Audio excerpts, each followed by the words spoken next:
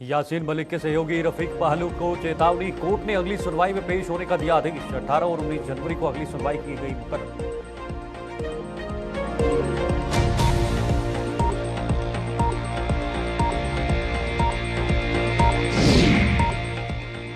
साबा जिला अस्पताल की नई ओपीडी होगी शुरू। स्वास्थ्य सचिव ने औचक दौरा कर दिए निर्देश। अस्पताल से रेफरल अस्पताल का भी मिटेगा धब्बा।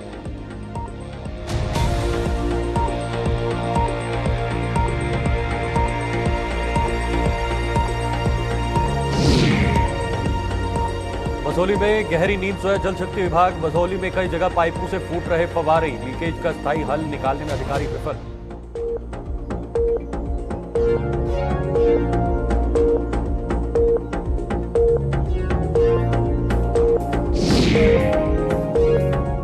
मिर्जा बोर्ड फजलाबाद सड़क की बदतर हुई हालत। डीडीसी सदस्य ने पुंछ जिला प्रशासन को दी चेतावनी। 10 दिनों में मरम्मत शुरू न होने पर बैठेंगे धरने पर।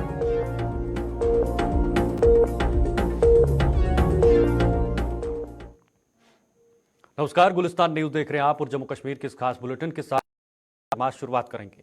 यासीन मलिक के सहयोगी रफीक पहलू को कोर्ट में पेश होने की अंतिम चेतावनी दी है। एयरफोर्स के अधिकारियों की हत्या और रूबिया सईद अपहरण कांड की आज जम्मू के टाडा कोर्ट में सुनवाई के दौरान रफीक को यह चेतावनी दी गई है। इस मामले के 4 गवाहों में से 1 की मौत हो चुकी है और अन्य 3 भी आज कोर्ट में पेश नहीं हुए। इन दोनों मामलों पर अब अगली सुनवाई 18 और 19 जनवरी को होगी। इस पर अपडेट लेंगे, लेकिन पहले आपको बताएंगे यासीन मलिक जो लगातार एयरफोर्स के अधिकारियों की हत्या और रूबिया सईद अपहरण कांड की जो मामला है उसमें सुनवाई के दौरान ये चेतावनी आज जो है वो कोर्ट ने जारी की है, जो वहां पर पहुंचने थे। लेकिन 4 गवाहों में से 1 की जो मौत हो चुकी है, उसके अलावा जो 3 गवाह हैं वो भी कोर्ट में पेश नहीं हुए, जिनको चेतावनी दी गई है। फिलहाल हमारे साथ अधिक जानकारी के लिए हमारे संवाददाता अनिल शर्मा इस वक्त जम्मू से जुड़ गए हैं। अनिल, जरा बताइए आज क्यों आखिर वो जो गवाह हैं वो कोर्ट में पेश नहीं हुए और फिलहाल कोर्ट ने चेतावनी जारी की है। क्या लगता है आने वाले समय में जो तारीख तय की गई है, क्या इसका असर देखने को मिलेगा?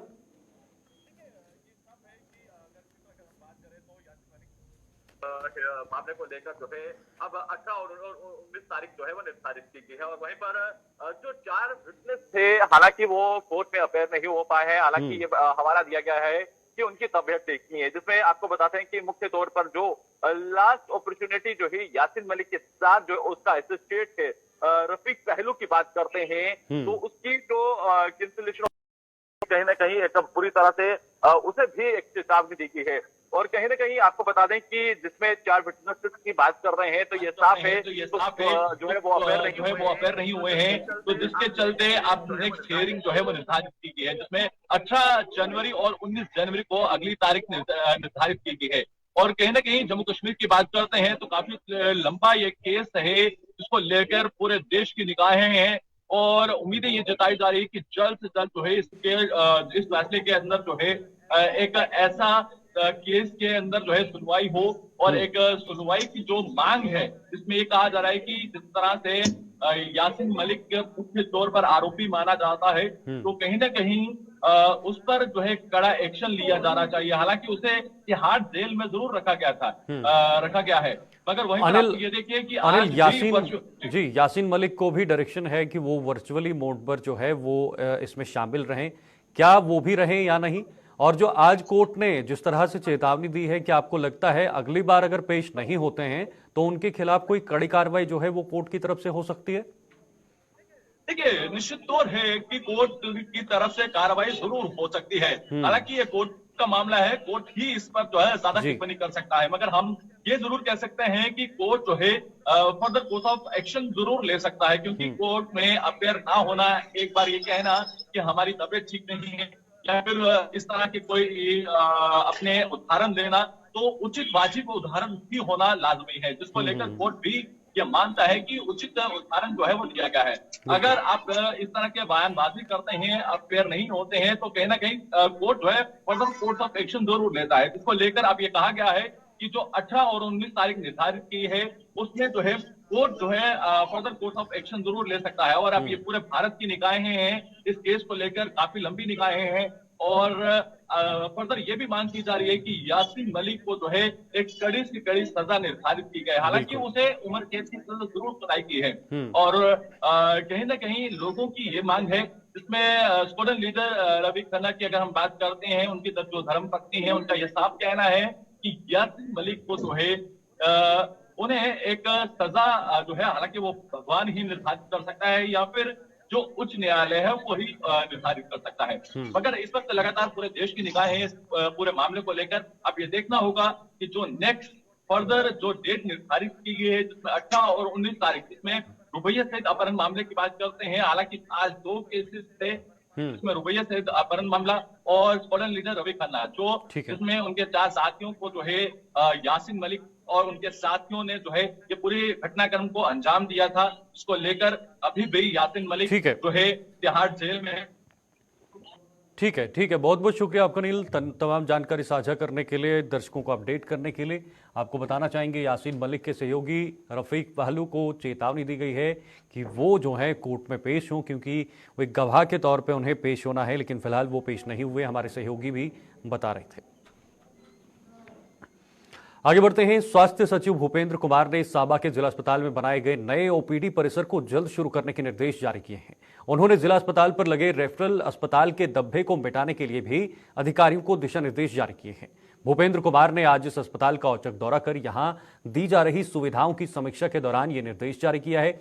इस खबर पर भी जानकारी लेंगे, लेकिन पहले आपको ये बताने की कोशिश करेंगे कि केंद्र सरकार का जो दावा है कि स्वास्थ्य विभाग को कैसे मजबूत करना है, स्वास्थ्य सुविधाओं को आम लोगों तक कैसे पहुंचाना है, उसी को लेकर ये यहाँ पर जो है कदम उठाया गया है। आपको बता दें, स्वास्थ्य सचिव भूपेंद्र कुमार ने सांबा के जिला अस्पताल में जो ओपीडी बनाई गई है, ओपीडी परिसर को जल्द शुरू करने के निर्देश भी जारी किए हैं। आप तस्वीरों में भी साफ तौर पर देख सकते हैं किस तरह से एक तरफ से डीसी सांबा भी हैं और साथ ही साथ स्वास्थ्य सचिव भी इस वक्त इन तस्वीरों में मौजूद हैं और अधिकारियों को जल्द से जल्द दिशा निर्देश भी दिए हैं, क्योंकि एक रेफरल अस्पताल का जो डब्बा हमेशा से लगा हुआ है, उसी को लेकर ये डब्बा हटाने की कोशिश जो है वो की जा रही है।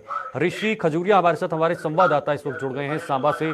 ऋषि, ये जो रेफरल अस्पताल का जो डब्बा हर अस्पताल में लगा हुआ है कि जो भी वहां पर एडमिट हो उसको रेफर किया जाता है, तो उसको हटाने की यहाँ पर एक पहलू है, एक कोशिश है। क्या आपको लगता है इस पर सफलता हासिल कर पाएगा स्वास्थ्य विभाग?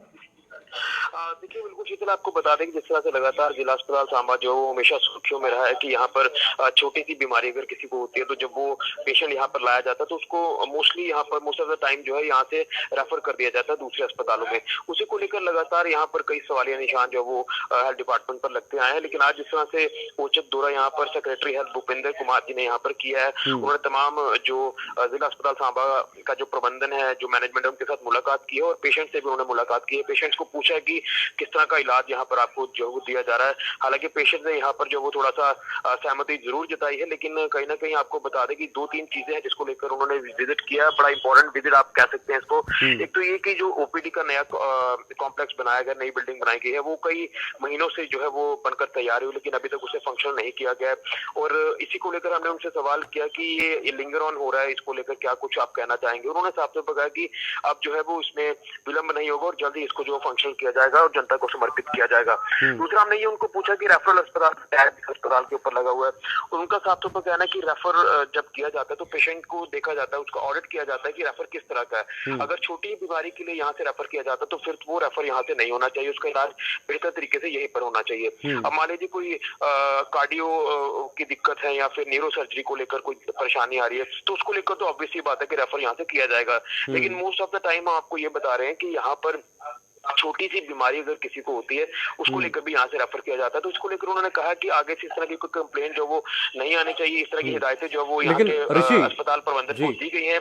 लेकिन अब देखना है कि कितना अमल इसके ऊपर अस्पताल प्रशासन करता है, क्योंकि कहीं ना कहीं कई सारे सवालिया निशान लगातार लगते आते हैं। तो अब देखना है कि कितनी जल्दी ये फंक्शन होती है बिल्डिंग, और उसी के साथ साथ रेफरल अस्पताल का टैग कितनी जल्दी से अस्पताल हो जाता है। और ऋषि, इसमें ये बात भी हम कह सकते हैं कि बीमारी छोटी हो या बड़ी, भले ही बीमारी के हिसाब से रेफर किया जाता है, लेकिन सरकारी अस्पताल में जो सुविधाएं हैं वो तकरीबन हर अस्पताल में एक तरह की सुविधाएं देनी होती हैं, एक तरह के डॉक्टर्स रखने होते हैं।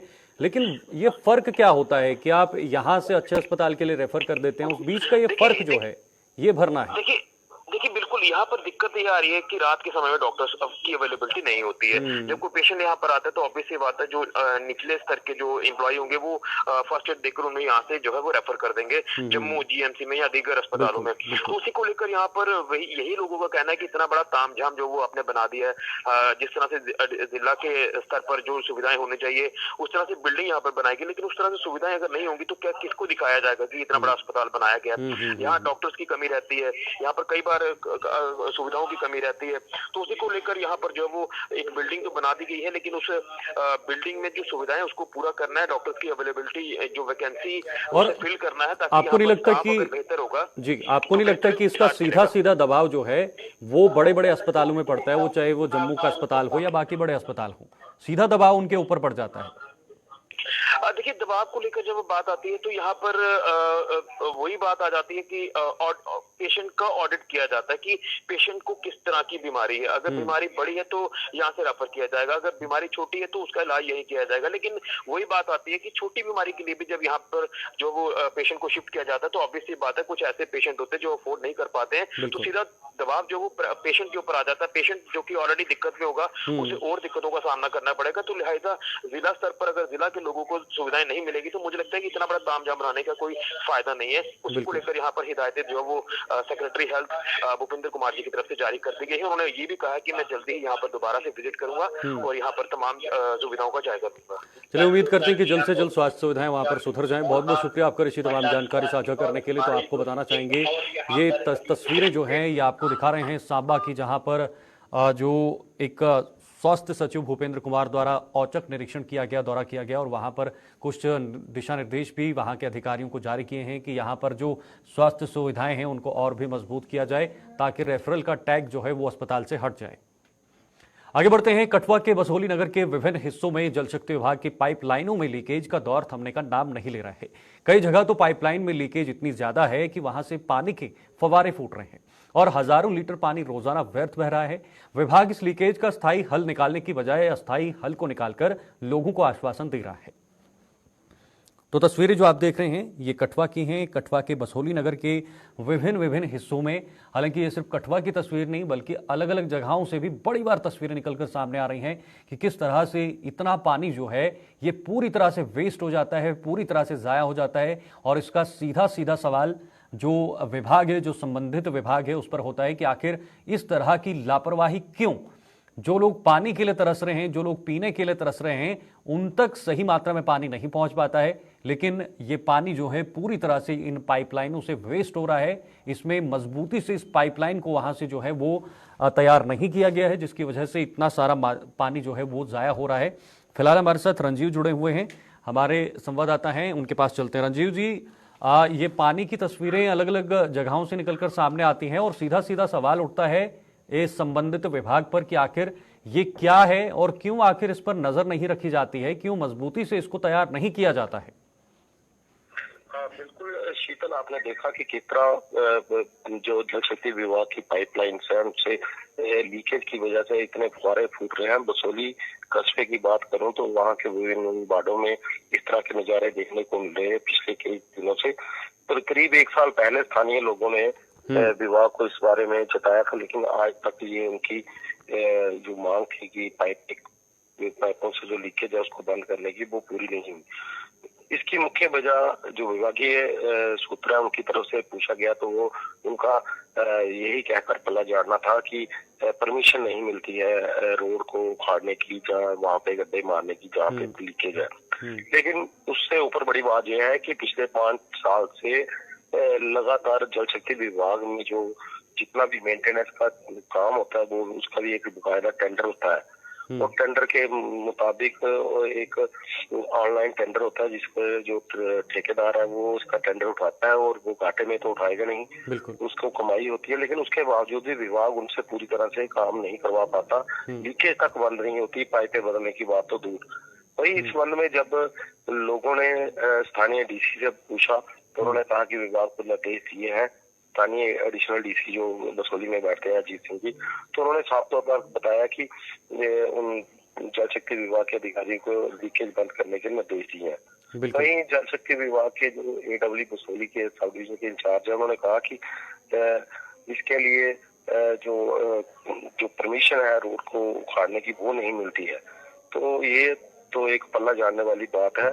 जल शक्ति मिशन है उसके अंतर्गत हर काम जो है पूरे रोड गलियां उखाड़ी जा रही हैं, लेकिन इस मामले को लेकर AWD का बयान जो है वो संदेह के घेरे में लगता है। और जो भी टेंडर जिसने उठाया है वो भी पूरा काम जो है अपने जो तयशुदा उसका काम है उसके मुताबिक नहीं कर पा रहा, जिसके कारण ये इस तरह की स्थिति यहाँ पे पैदा होगी। बसोली कस्बे में ज्यादातर इलाका जो है वो जल शक्ति विभाग के ऊपर पानी के ऊपर ही डिपेंड है और इस तरह लीकेज होने से काफी नुकसान जो है बिल्कुल काफी नुकसान होता है और इतना पानी जो है वो वेस्ट होता है, लोगों तक सही ढंग से पानी नहीं पहुंच पाता है। शुक्रिया आपका रंजीव तमाम जानकारी के लिए।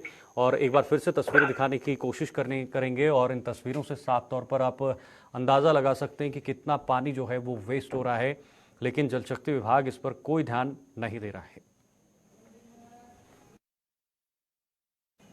इधर सुरनकोट में मिर्जा मोड़ से फजलाबाद तक बनी सड़क की बद से बदतर हालत लोगों के लिए जी का जंजाल बन चुकी है। लोगों की परेशानी के मद्देनजर DDC सोहेल मलिक ने प्रशासन को चेतावनी दी है कि यदि इसकी मरम्मत का काम 10 दिनों के भीतर शुरू न हुआ तो वो लोगों को साथ लेकर बफलियाज में सड़क मार्ग जाम करने को मजबूर हो जाएंगे। इस पर भी अपडेट लेंगे, लेकिन पहले आपको बताएंगे कि किस तरह से सुरनकोट में मिर्जा मोड़ से फजलाबाद तक जो बड़ी सड़क है उसकी हालत पूरी तरह से खराब हो चुकी है, बद से बदतर है। ये तस्वीरों में आप साफ तौर पर देख सकते हैं सुरनकोट की तस्वीरें हैं जहां पर गाड़ियों को चलने के लिए जो है वो काफ़ी ज़्यादा सावधानी बरतनी पड़ रही है, क्योंकि रोड इतना ख़राब है, सड़कें इतनी ख़राब हैं, बड़े बड़े खड्डे पड़े हुए हैं और यहाँ पर आम लोगों को दिक्कतें भी हो रही हैं।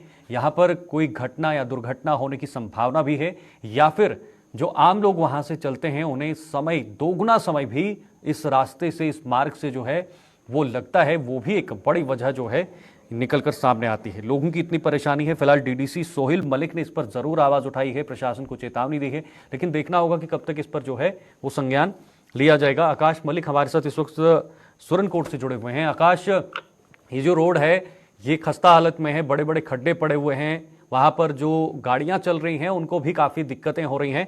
DDC की जो आवाज यहां पर देखने को मिली है, क्या आपको लगता है इसका असर प्रशासन तक पहुंचेगा? जी मैं आपको बताता चलूं, ये सुरनकोट फजलाबाद रोड है, 0 पॉइंट मिर्जा मोड़ टू फजलाबाद रोड। सबसे पहले मैं आपको ये बताता चलूं कि लोगों की तरफ से ये कहा जाता है कि अगर एक DDC के घर की हालत ये है तो आम नागरिक की क्या हालत होगी। सरकार की तरफ से, जैसे हम आए रोज डेली भी खबरें करते हैं, सरकार की तरफ से बड़े बड़े दावे तो किए जाते हैं, लेकिन जमीनी सतह पे वो खोखले दावे आज आप तस्वीरों में देखते हैं कि इस रोड की खस्ता हालत है। कई बार पहले भी इस रोड के लिए सरकार को मांग की गई, लेकिन सरकार को टस से मस नहीं है इसमें। लोकल एडमिनिस्ट्रेशन की बात करूं, मौजूदा DDC मेंबर से जब हमारी बात हुई, उन्होंने वहां पे मीटिंग ली, उसके बाद लोगों का ये मानना है और वहां पे DDC सोहेल शहजाद ने ये कहा है कि आने वाले 10 दिन, इस वक्त वो डिप्टी कमिश्नर पुंछ चाहे या सिविल इंतजामिया चाहे PWD डिपार्टमेंट जिसके पास ये वर्क हो जाता है, उनको 10 दिन का टाइम दिया है कि अगर ये 10 दिन के अंदर अंदर से रोड का काम शुरू कराते हैं, रोड को मेंटेन करते हैं तो ठीक है, नहीं तो 10 दिन के बाद वो सुरनकोट बफलियाज रोड को बंद करेंगे, जो है मुगल शारा को जो है करेक्ट कर दिया। उनकी तरफ से कहा गया कि डिपार्टमेंट को कई बार ऐसा कहा गया। पिछले कुछ ही दिनों पहले यहाँ सुरनकोट में एक बड़ा दरबार रहा जिसमें जो है कमिश्नर सेक्रेटरी भी, उनका भी दौरा था। उस दौरे में भी जो है, दौरा इकदार में भी जो है इस रोड की मांग के लिए कहा गया था, लेकिन अभी तक इस पे कोई कार्रवाई जो है एडमिनिस्ट्रेशन की तरफ से नहीं की गई। जी सर, बिल्कुल।